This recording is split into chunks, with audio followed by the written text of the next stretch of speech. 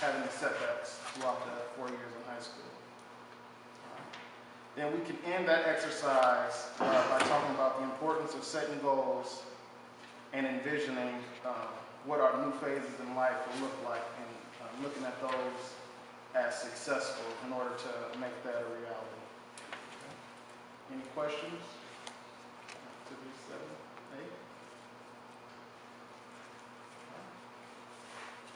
8. So, activity 7B, building supports,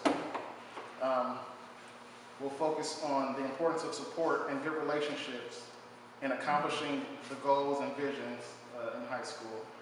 So during this activity, we will use Jenga as a metaphor of some sorts. So students will be divided into 2 groups. In order to take part in this exercise, you can use large tables or push desks together, if that works. And then you can remind students that we played Jenga in our February session, but that this will be a little different than the February session. So in this Jenga, there are a couple of rules. So we'll read from these scenario cards. One is crumbling supports, and one is building supports. So we can start with crumbling supports. As you can see, the Jenga game will already be set up, and you can ask questions like such. Skipping class. So students are asked then to discuss what are the ramifications of doing such an act. And then also do whatever action is stated on the card. So this one says remove 2 blocks. So, and as a rule in this game, you cannot take any blocks from the top layer. Okay?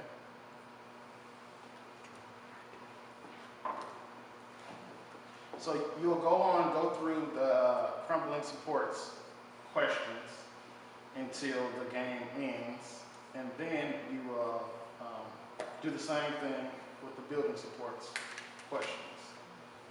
So by the end of the crumbling supports, your tower will have toppled. So it's a way to see like the consequences of what you're doing. If you're skipping class or not listening to the teacher, your support is crumbling. But then, once you're doing that, then you can move on to the building supports. And I'm going to read some of those. Yeah. So, attending all classes on time. And what do I do? So, you'll add 3 blocks. And also discuss the ramifications for doing an act such as attending all your classes on time. Next one, being a good friend. Add 3 more blocks. You just go around the group and continue to do this. Okay?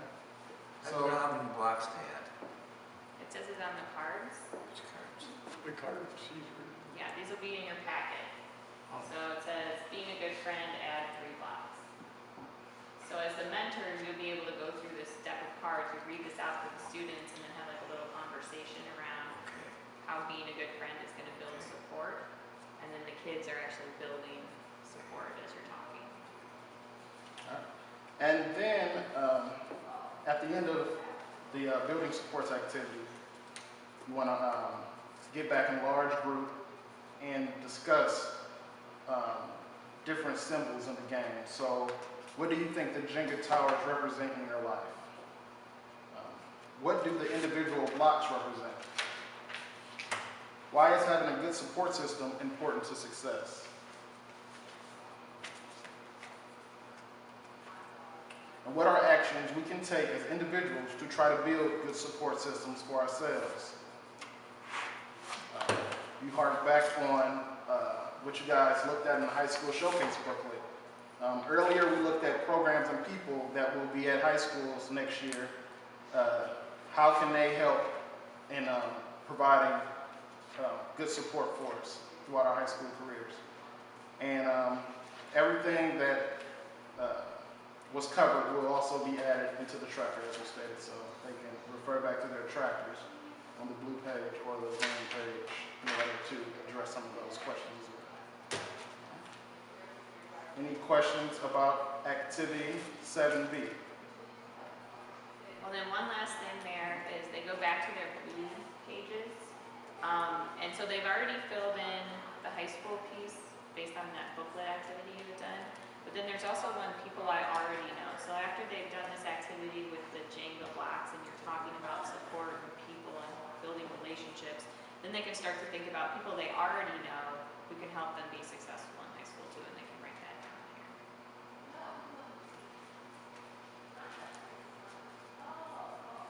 Any questions on that one?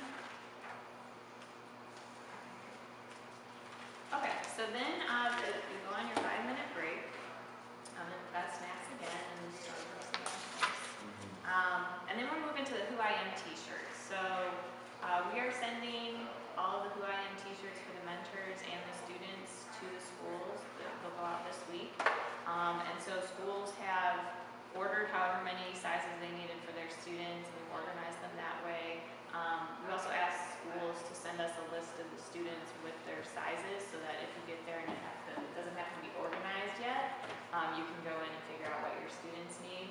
We didn't get that list from every school, but we have it for most, and the teacher should be able to assist in that process too. Then we've sent them mentor t-shirts there too, and a couple of extras too. But basically what this activity is doing is it's taking the information that you've been talking about all year with the students about learning about themselves and the different attributes they have and strengths they have, and it's going to put it on the t-shirt. So everyone is going to get the Who I Am t-shirt, so I can make it happen. And on the back, he's got his on. And then it says because, and then there's boxes with the I am, and then these are the fabric markers you'll receive in your packet. And basically through this activity, the students will be creating these t-shirts, so filling in the boxes based on what they've been learning. So we kind of have a way to set that up. So last year, one of our mentors created this great worksheet. Instead of just handing these shirts out to the kids and saying, go write on them, kind of setting it up so they have it specifically like what they want to put on it. So in their tracker, the last page is their sessions tab, and it's also in your book on 7.13. It's just a little worksheet that kind of lays out for them what this activity is all about, and then what they're going to need to do. So it just says these shirts will be worn at the joint session next month with Stedman and Graham, and all schools and all students from True2U will make a celebration. So everyone will wear their shirts at the culminating event. First thing is when they get their shirts, but you save the shirts for a little while until after they've filled this out. Okay? But when they get the shirts, they'll want to initial or somehow indicate that this is their shirt. So somewhere in there they need to figure out how they're going to do that. Maybe on the back collar they write their name or something.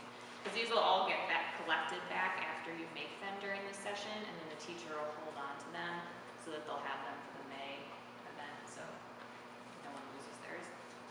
So first thing, put their name on it, and then there are 5 blocks on the back to complete on the shirt that tell everyone who you are, and most of that information comes from the work in Naviance. So the strengths, the Holland codes, and the multiple intelligences. We are going to get you updated Naviance sheets before next Thursday. So Naviance coordinators are circling back at the schools to try and fill in any gaps of students who are absent on the day they took the assessment, things like that. So we'll be sending those out next week, so you'll have that before you go into the classroom to help facilitate this. And so the students should have their information written in their tracker on this page. And then they can start to figure out which of these traits or values or whatever they think is most important about them that they're going to want to transfer over to their shirt. And so that's basically what they're doing at the bottom of this worksheet. So you can, there's 4 boxes on here that say I am. So for those, they can pick any of their strengths, any of their Holland codes, those are those career personalities, or any of their multiple intelligences. And then there's one that says I value. And that's from that value cards shuffle that you did recently with them. That should have been reported on here as well. So it's kind of, they'll have to flip back between here and here a little, but if we can get them to kind of fill this out, it'll make transferring it to the shirt a little easier. So they do that, and then mentors and students should be creating these shirts. So once they've got their worksheet done, you can pass out the fabric markers. And then they can make it as colorful as they want, fill in those words, and if they want to draw other things that, represent themselves, they should feel free to do that. Some mentors mentioned that they also like to get the students to sign their Who I Am t-shirts so that the mentors have kind of record